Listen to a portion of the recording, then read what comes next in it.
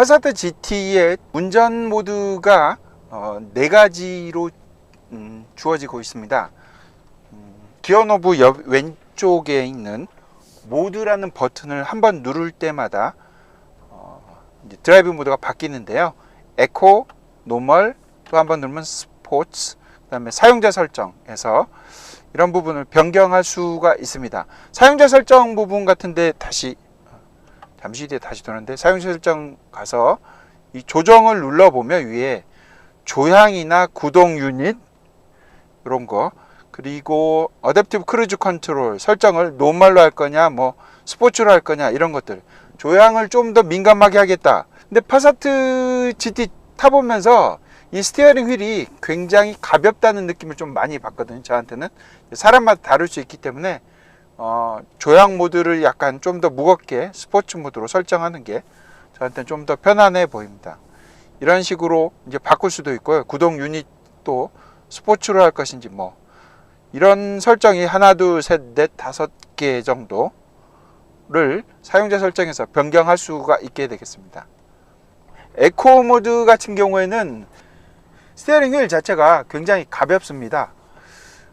저는 유압식 스티어링 휠을 쓰고 있는 차량을 타다 보니까 특히 느끼는 그 스티어링 휠의 느낌은 훨씬 더 가볍다고 할 수 있겠습니다.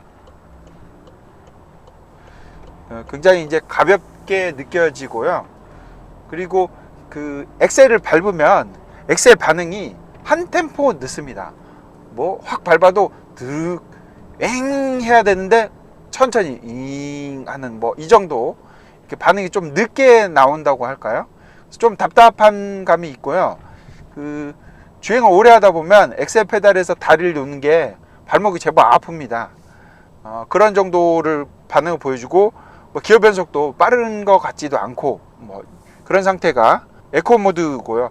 당연히 이제 연비는 절감하는데 좀 도움이 되겠죠.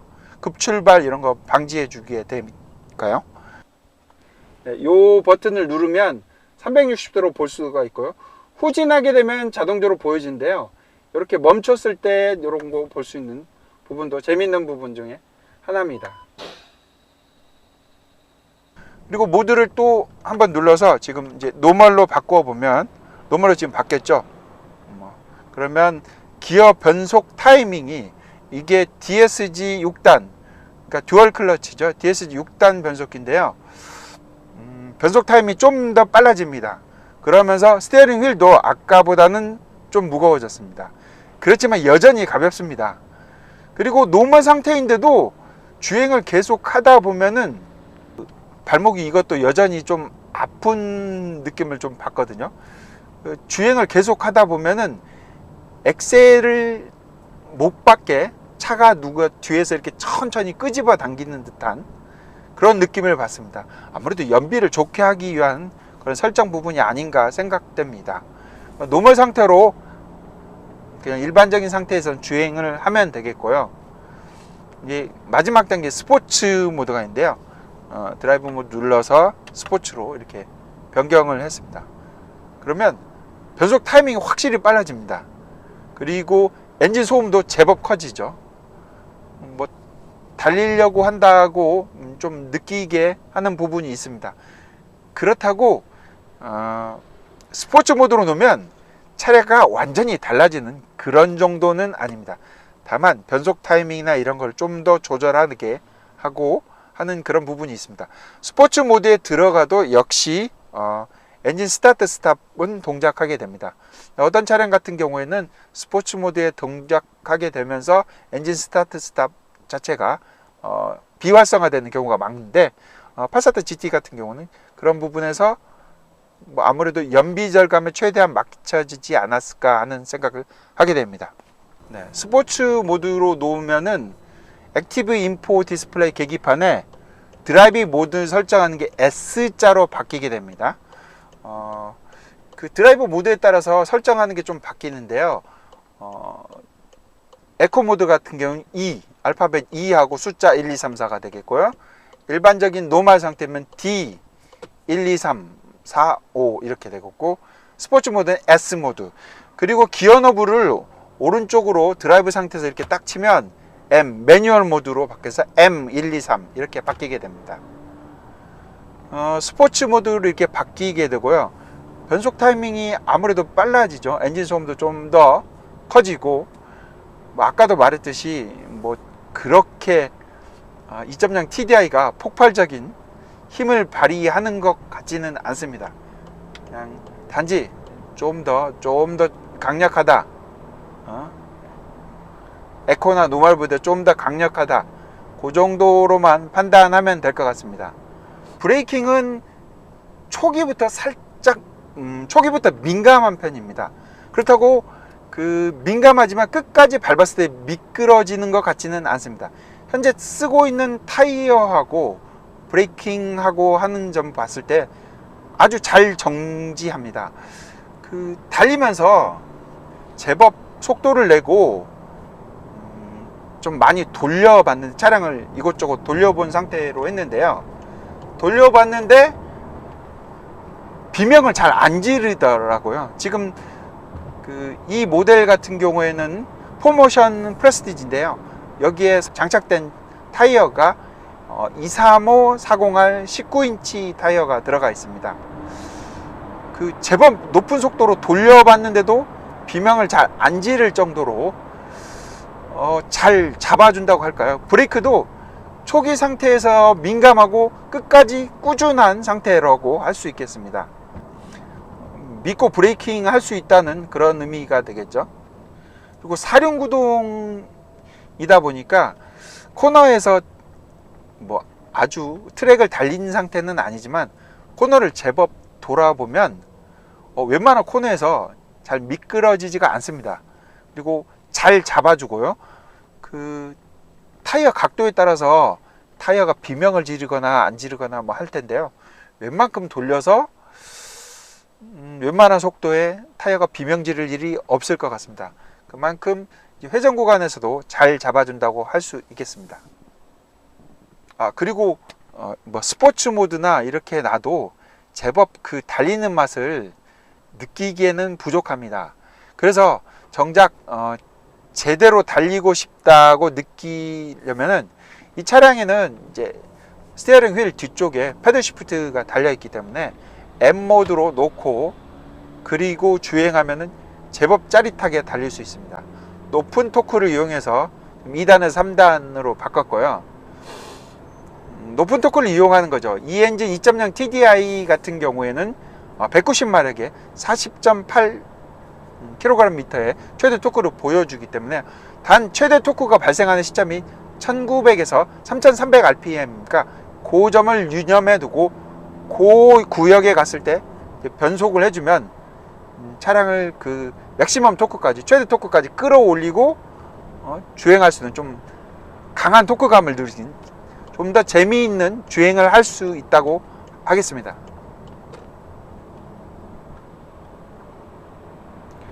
그리고 이 차량에 다양한 다스 시스템이죠. 이명박 대통령의 다스가 아니고 드라이브 어시스트 시스템이 제법 많이 탑재됐습니다.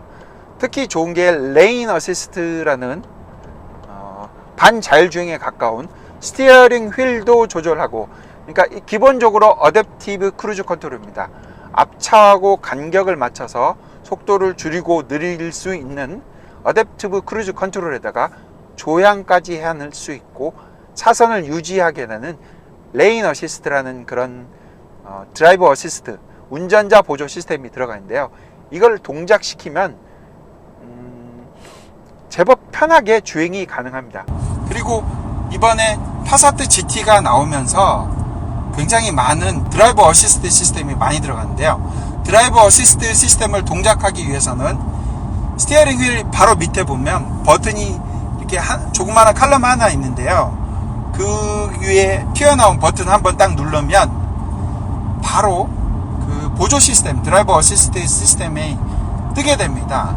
스티어링 휠 뒤쪽에 있는 이 칼럼에 버튼을 누르고 그러면 중앙에 나오죠. 레인 어시스트가요. 그 레인 어시스트를 이 OK 버튼을 이용해서 선택을 합니다. 그럼 선택이 되겠죠. 그리고 나서 이제 바로 스티어링 휠 왼쪽에 있는 세팅 버튼을 누르면 그때부터 동작하게 되겠습니다. 이렇게 해서 지금 동작을 하고 있죠. 차간거리 유지는 좀 더 가깝게 하겠다 싶으면 가깝게 하고요.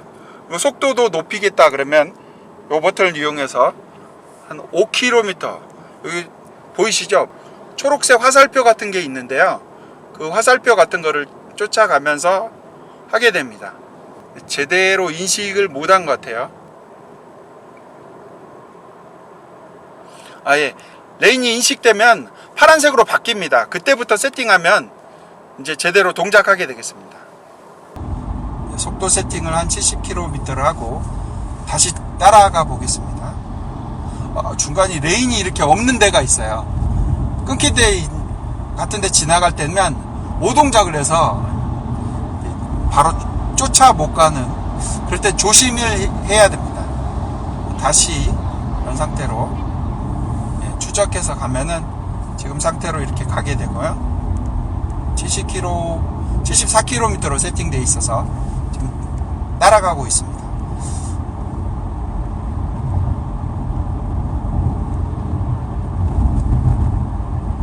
제법 레인 어시스트 스티어링을 직접 제어하십시오 하고 이렇게 바로 한번 경고가 울리고요. 그래도 안 잡고 있으면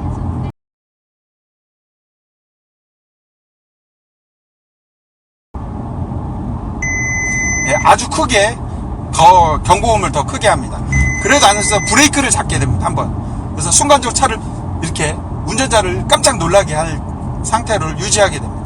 레인 어시스트 세팅을 하면은 중앙에 스크린에 이렇게 도로가 보여지고요.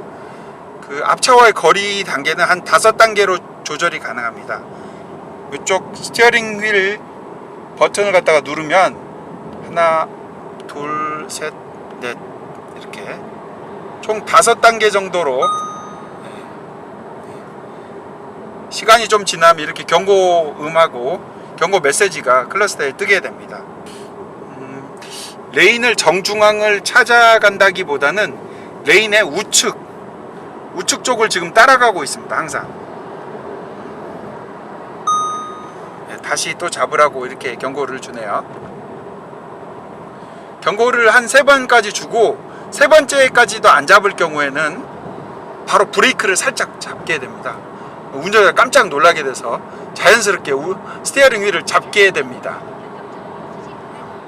이렇게 옆에서 끼어드는 차들이 있을 때는 각별히 좀 조심을 해야 됩니다. 지금 앞차와 거리가 가까워지니까 이렇게 속도를 다시 줄이면서 주행을 하고 있습니다. 여전히 조금 오른쪽으로 살짝 치우쳐서 주행하는 것 같은 느낌을 받게 됩니다. 또다시 잡으라고 하고요. 레인의 끝쪽을 자꾸 쫓아가는 느낌을 받아서 그다지 썩 좋은 느낌은 아니네요. 완성도가 뛰어나 보이지는 않습니다. 레인 어시스트에서 반자율 주행처럼 스티어링 휠을 조향까지도 할 수도 있고요.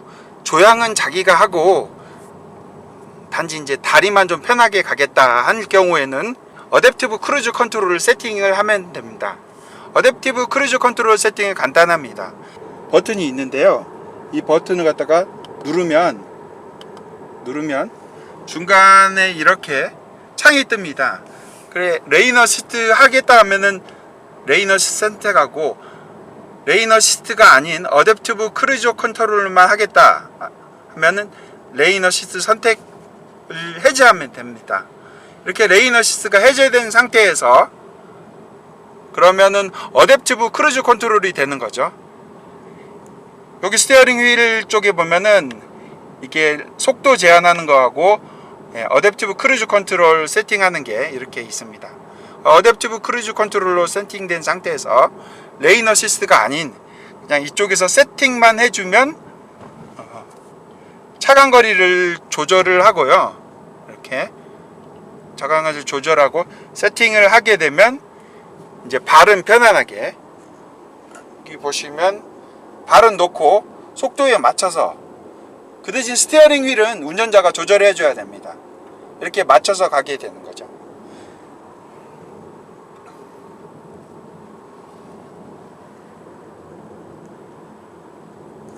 서울 시내나 일부 지방도로에서 어댑티브 크루즈 컨트롤도 잘 동작 안 할 때가 많습니다. 활성화가 안 되는 경우가 많은 거죠. 레인 어시스트는 당연히 말할 것도 없고요. 레인 어시스트를 통해서 조향까지 같이 했는데요. 그 차량 레인을 유지하는 게 굉장히 잘 유지하는 차량이 바로 테슬라 차량입니다. 테슬라가 가장 잘 유지한다고 저는 개인적으로 생각하고 있고요. 볼보 차량 역시도 상대적으로 차량을 정중앙에 잘 유지하는데요. 폭스바겐의 이 파사트 GT에 탑재된 레인 어시스트 같은 경우는 다소 불안감이 많습니다. 아직 좀 개선해야 될 부분이 많고요. 차선의 양 끝단에서 정중앙을 찾아서 유지해서 가는 게 아니라 한쪽 끝을 자꾸 찾는 경우가 많습니다. 그래서 어떤 경우에는 이쪽 한쪽 레인을 찾아서 계속 그쪽으로 몰고 가기 때문에 옆 차사하고 가까워지기 때문에 다소 불안감을 운전자가 느끼게 하는 경우가 종종 있습니다. 좀 더 개선돼서 좀 더 완성도가 높은 상태로 만들어야 되지 않을까 하는 생각을 해봅니다. 그리고 나머지 드라이버 어시스트 시스템 같은 경우에는 후측방 경보하는 게 있는데요.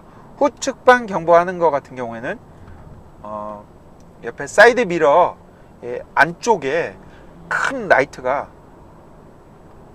차량의 옆에서 측면에서 접근하면 바로바로 켜집니다. 아주 크게 켜지기 때문에 깜짝깜짝 놀랄 때가 있습니다. 그래서 경보를 시각적으로 아주 잘한다고 할 수 있겠습니다. 뭐 뒷좌석에서 타보진 않아서 뒷좌석 서스펜션 느낌은 정확하게 표현할 수는 없는데요. 앞좌석에 앉아서 주행해 본 결과 시트 자체도 다소 부드러운 감이 있습니다. 그래서 뭐 오랜 장시간 동안 타도 지치지 않도록 이렇게 부드럽게 만들어진 상태고요. 그렇지만 옆에 그 사람의 몸을 잘 지지할 정도로 이쪽 대에서 지지해주는 지지대가 있기 때문에 그런 부분에서 크게 몸이 이렇게 좌우로 움직이지는 않을 정도의 그런 버킷 시트가 적용되어 있고요. 시트 자체는 굉장히 부드럽고 완만한 그런 시트라고 할 수 있겠습니다. 보이기에는 되게 각져 보이겨서 딱딱할 것 같은 느낌의 디자인이지만 실제로는 그렇지 않습니다. 그렇다고 아주 물렁한 상태는 아니고요. 서스펜션도 이 시트하고 비슷하게 적합하게 패밀리 세단 맞게 적당하게 세팅되어 있다고 볼 수 있겠습니다. 좀 지나서 스포츠 모드로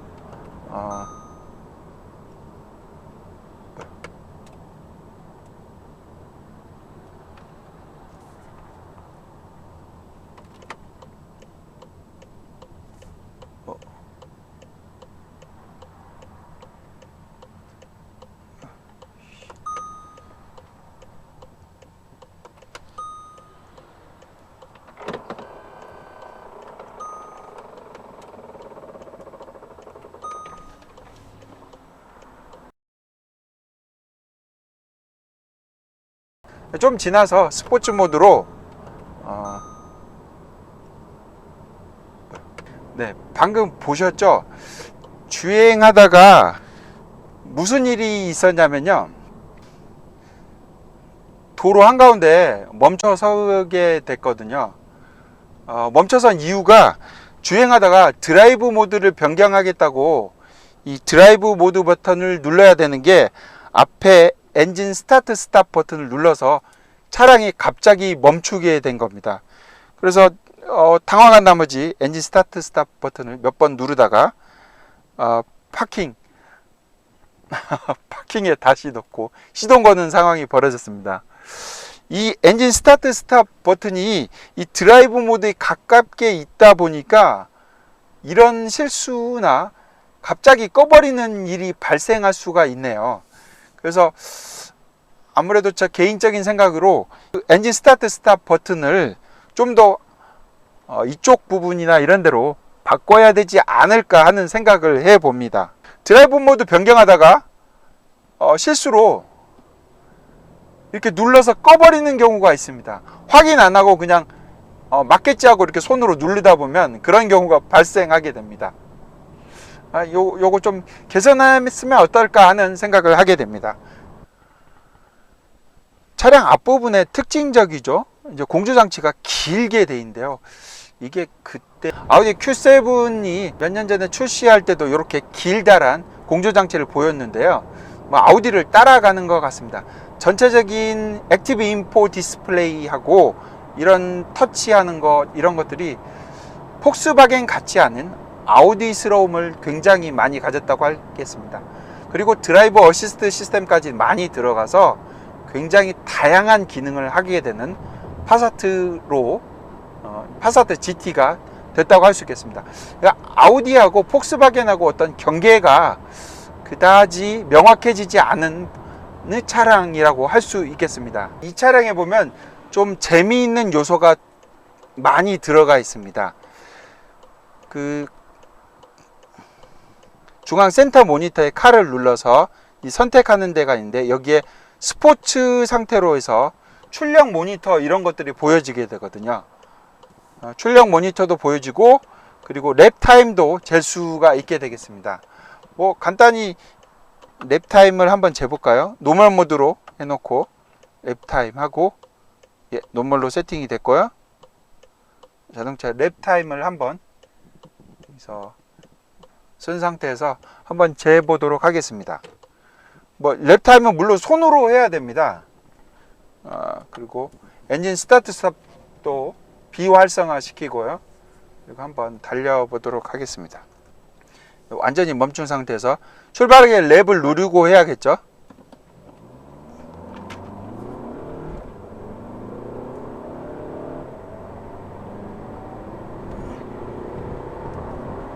어, 100 지났는데 한 9초 정도 나오지 않았나 싶습니다. 제가 누르는 게 좀 느렸는데, 이렇게 랩 타임을 잴 수도 있고요. 한 번 더 누르면 출력 모니터에서 엑셀을 밟을 때마다 몇 지 값이 어느 방향으로 된다. 그리고 이게 엔진에 있는 냉각수 온도 같아요. 102도라고 보여주는 것 같습니다. 이런 거를 볼 수 있는 부분도 있고요. 또 선택해서 누르면 여기 편의장치도 있고요. 공조장치를 Think Blue라는 게 있습니다. 요걸로 보면 파란색으로 어떤 계기판이 보이는데요. 출발부터 점수 포인트화한 겁니다. 그래서 64점 정도의 친환경적으로 연비 주행을 잘했다. 그래서 64점 포인트로 보여주고요. 그리고 연비도 이렇게 보여주게 됩니다. 그런 재미있는 요소들이 제법 많이 들어가 있다고 할 수 있겠습니다. 이런 것도 한 번씩 보고 하면은 주행하는데 좀 더 재미있지 않을까 생각해 봅니다.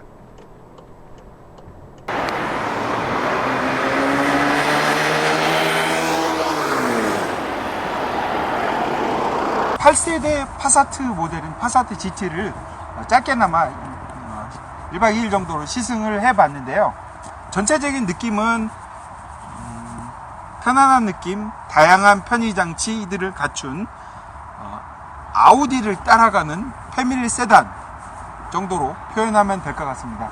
연비는 나쁘지 않았습니다. 2.0 TDI 엔진에 옛날부터 내려온 그 명성이 그대로 고속주행이나 시내주행에서 연비가 제법 좋았고요. 그리고 성능은 모르겠습니다. 제원상 밝힌 가속 성능 이런 거는 실질적으로 주행해봐도 그것에 못 미치는 결과를 봤기 때문에 성능에 대해서는 다소 글쎄 요 정도로 표현할 수 있을 것 같습니다. 굉장히 많은 다양한 편의장치들, 특히 드라이브 어시스트 시스템이 많이 들어갔기 때문에 굉장히 운전하는데 편해졌고, 좀 인상적인 부분은 드라이버 프로파일이라고 하죠. 운전자에 따른 어떤 환경 설정을 바꾸게 할 수 있는 것. 단지 시트만 바꾸는 게 아니고요. 시트, 그리고 액티브 인포 디스플레이의 디스플레이 상태, 그리고 공조장치, 에어컨을 켰다던가 몇 도 온도 설정했다던가 공조장치 세팅하고, 그리고 라디오 설정 등 이런 것들을 다 통합해서 유저 프로파일화한 그런 부분에 대해서는 굉장히 편하게 이용할 수 있는 부분이라고 할 수 있겠습니다. 심지어 헤드업 디스플레이도 자기가 설정하는 대로 따라서 운전자에 따라서 쓸 수도 있고 안 쓸 수도 있고 한 부분까지도 굉장히 좋았던 것 같습니다. 다만 아쉬운 점은 2.0 TDI 엔진이 디젤 엔진이다 보니까 다소 시끄럽습니다. 가속을 할 때 차량 내부로 그 디젤 엔진의 소음이 갤갤갤 다 들어오기 때문에 꼭 디젤 엔진뿐만이 아닌 가솔린 엔진도 같이 추가하면 어떨까 하는 생각을 해보게 됩니다. 요 근래 환경 문제에 디젤차가 굉장히 민감하게 반응하는데요. 따라서 가솔린 모델도 같이 들여온다면 이런 문제도 같이 대응할 수 있지 않을까 싶습니다.